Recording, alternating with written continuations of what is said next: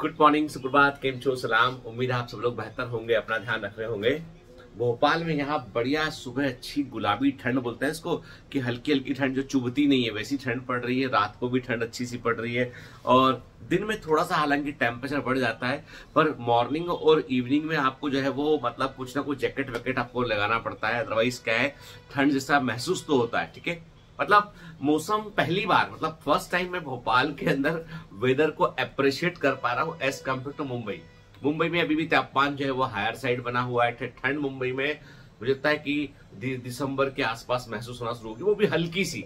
मतलब मुंबई में जो लोग रहते हैं ना, उनके पास में गर्म कपड़े नहीं होते। यहाँ भोपाल आने के पहले उनको प्लान करना पड़ता है, जैसे किसी हिल स्टेशन जाते हैं ना, आपकी गर्म कपड़े क्या क्या रख ले। ठीक है, चलिए, ये तो मौसम की बात है। तुम्हारे यहाँ कैसी ठंड पड़ रही है बताना जरूर उठ के, है ना, कि आप लोगों के यहाँ पे वेदर किस तरह का है ना। मतलब ये मौसम, पॉलिटिक्स और ये सब बातें ऐसी होती है जो आदमी कभी भी किसी से भी कर सकता है ना। ठीक है, चलिए आज काम की बात करते हैं।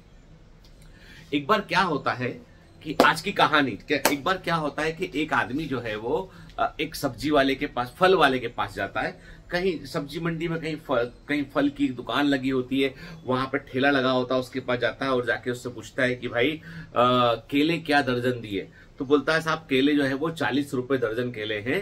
और तो फिर वो जो आदमी पहुंचता है वो पूछता है कि अच्छा ये बताओ एप्पल क्या भाव दिए।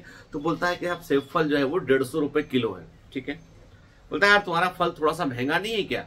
और ऐसा आप पूरे बाजार में कहीं पता कर लो, आप जाके किसी भी फल वाले की दुकान पे जाके, जो सेब फल है वो 150 रुपए किलो से कम नहीं मिल सकता है। बढ़िया हिमाचल वाला सेब है ये, और केला जो है ना एकदम बढ़िया वाला केला है, तो ये 40 रुपए दर्जन से कम नहीं मिल पाएगा साहब। ठीक है, तो ये बात चल रही होती है। वो थोड़ा मोल तोल कर रहा होता है कि एक काम कर भाई 30 रुपए दर्जन दे दे। तो बोलता साहब पुराएगा नहीं मेरे को, मैं दे नहीं पाऊंगा। अरे 120 रुपए किलो सेब दे दे। बोला साहब पुराएगा नहीं, मैं दे नहीं पाऊंगा। ऐसे बात चल रही होती है। इतने में वहां पर एक महिला आती है। ठीक है, वो महिला आती है और महिला बोलती है कि भैया मुझे केले क्या दर्जन दिए। अब वो महिला थोड़े से क्या, उसके कपड़े बड़े खराब से मुड़े तुड़े कपड़े होते हैं, पुराने से कपड़े होते हैं, लग रहा होता देख के उसको कि ये मतलब गरीब परिवार से है महिला ये कि। तो वो बोलता है कि केले बहन जी, केले जो है 5 रुपए दर्जन है। और तो बोलती सेब फल क्या भाव दिए। तो बोला सेब फल 20 रुपए किलो है।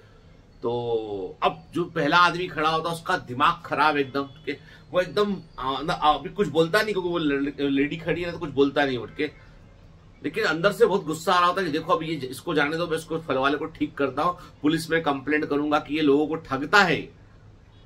तो वो बोलती है कि एक काम करो, 2 दर्जन केले दे दो मेरे को और 1 किलो सेब दे दो, आज मेरे बच्चे भी जो है वो फल खा लेंगे भैया, है ना, धन्यवाद।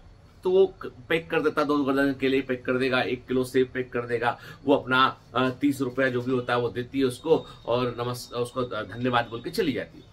अब पहला वाला आदमी जो है ना वो आग बबूला हुआ बैठा हुआ है के, जैसे वो निकलती दूर के हाथ चली गई तो वो बोलता उससे, सुन भाई तू क्या बेवकूफ समझता है हम लोग को, शकल पे लिखा हुआ है कुछ हमारी क्या। बोले साहब क्या गुस्सा क्यों हो रहा इतना। नहीं, तूने वो लेडी आई, उस महिला को तूने देखकर 5 रुपए दर्जन केला दे दिया, तूने 20 रुपए किलो तूने सेब दे दिया है। तू क्या उस लेडी को इंप्रेस करने की कोशिश कर रहा था। तो चाह क्या रहा था उससे। तेरे इंटेंशन मुझे ठीक नहीं लगते हैं। मैं तेरी पुलिस में कंप्लेंट करूंगा कि तू ऐसा करता, तू लोगों को ठगता है और तू जो है वो लोगों को जो है वो, और तू महिलाओं को देख के ऐसे व्यवहार करता, मैं तेरी कंप्लेंट करूंगा, तुझे अंदर करवा दूंगा। बोलता 1 मिनट भाई साहब मेरी बात तो सुन लो। बोला कोई बात नहीं सुननी है, अब तो पुलिस है तुझसे बात करेगी। बोलता 1 मिनट मेरी बात सुन लीजिए। बोलता बोल। तो बोलता है क्या आपको पता है कि ये महिला कौन है। बोला नहीं पता। बोला ये महिला जो है ना, ये एक मोहल्ला छोड़ के आगे रहती है। इनके हस्बैंड जो है स्कूल में एक टीचर थे, और एक बार सड़क दुर्घटना में जो है वो उनकी डेथ हो गई। और सड़क दुर्घटना में उनकी डेथ हो गई, उसके बाद और परिवार में अकेले कमाने वाले वही थे। और इनके 2 छोटे छोटे बच्चे, एक 7 साल का है और एक 10 साल का बच्चा, इनके 2 बच्चे हैं इनके। और ये जो है ये खुद घर घर जाकर जो है वो काम करती हैं ये। ठीक है, सिलाई कढ़ाई बुनाई भी करती है, घर में बर्तन भी साफ करती हैं जाके लोगों के। और इनको कई कई बार कई लोगों ने इनको मदद करने के लिए आए इनके पास कि पैसे ले लो, हमसे ये कर लो, तो लेकिन ये बहुत खुददार है। इन्होंने साफ कहा कि नहीं भाई, मैं ऐसे पैसे नहीं ले सकती किसी से, बहुत खुददार है, मैं काम करूंगी और अपने बच्चों का पेट पालूंगी, बच्चों को पढ़ाऊंगी अपनी। तो ये काम करती है, ठीक है। तो इन्होंने ऐसे मदद नहीं ली लोगों से। तो हम लोगों ने फिर डिसाइड किया कि भाई ठीक है, ये किराने की दुकान वाले ने, मैंने फल वाले ने, भाई ये आएंगी अपने पास, कभी मान लो अपने पास आती है तो अपन इनको बहुत कम दाम में, ना के बराबर दाम में सामान दे देंगे, ताकि इनके परिवार की मदद हो सके। जितना भी ये कमाती है उसमें घर परिवार के लिए ये बेहतर सामान लेके जा सके। तो हम लोग ऐसे इनकी मदद करते हैं, हमारा बाकी कोई दूसरा इंटेंशन इनके साथ में नहीं है। यकीन ना हो तो मोहल्ले के बाहर जाके जो 107 नंबर का घर है वहां जाके आप बात कर लीजिए, उनसे पूछ लीजिए आस पड़ोस में जाके कि ये कौन है, कैसे हैं इनके, तो आपको मालूम चल जाएगा सच्चाई। और आपको पता है, एक बात और बताऊं, आपको लग रहा होगा कि मैं कोई बहुत जो है वो बहुत ही भला काम कर रहा हूं, नेक बनने की कोशिश कर रहा हूं, ऐसा नहीं है।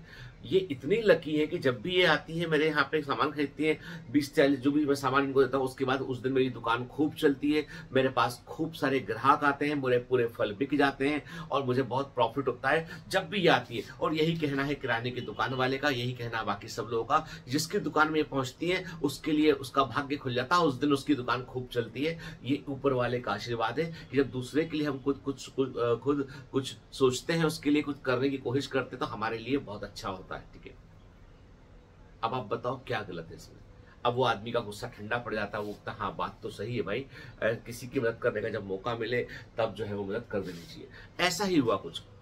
कल मुझसे एक लेटर बेच के एक बच्चे ने पूछा मुझसे कि सर मैंने तो फीस इतनी भरी है, लेकिन मेरे क्लास में 2-3 बच्चे ऐसे जिनकी फीस आपने बहुत ही कम फीस लिया, आपने एकदम नॉमिनल फीस लिया, आपने जो है वो बहुत ही कम फीस लिया आपने, सर ऐसा अंतर क्यों किया आपने।